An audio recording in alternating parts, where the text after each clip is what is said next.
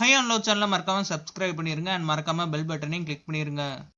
Hello all, welcome to my channel. So நேற்று toss 3ல ஆரி give up பண்ணதுக்கான reason இதுதான். Balaji சிவானிக்கு help பண்றாரு and Shivani பாலாஜிக்கு help பண்றாங்க. டிக்கெட் டு ஃபினாலே டாஸ்லயும் ஒரு ஃபேவரிசம் கண்டிப்பா இருக்கு. நேத்து பாலாஜி ஆரிய பிளாக் பண்றதுக்காண்டி ஒரு ஸ்டூல் வச்சாரு. அப்ப பாத்தீங்கன்னா பாலாஜி ஒரு 3 செகண்ட் அப்படியே குனிஞ்சே தான் இருந்தாரு சிவானிக்கு முன்னாடி. சிவானி நினைச்சிருந்தா பாலாஜியோட காயினை ஈஸியா எடுத்துக்கலாம், அவ்வளவு பக்கத்துல இருந்துச்சு. ஒரு செகண்ட் கூட இருக்காது, அவ்வளவு ஈஸியா காயின் எடுத்துக்கலாம். இதுக்கு மேல பாலாஜி அவுட் பண்றதுக்கு பெரிய சான்ஸே கிடைக்காது. பட் சிவானி பாலாஜியோட காயின் எடுக்கல அண்ட் பாலாஜியும் ஆரி சிவானி அப்ரோச் பண்ணக்கூடாதுன்னு தான் அந்த டேபிளே வச்சாரு.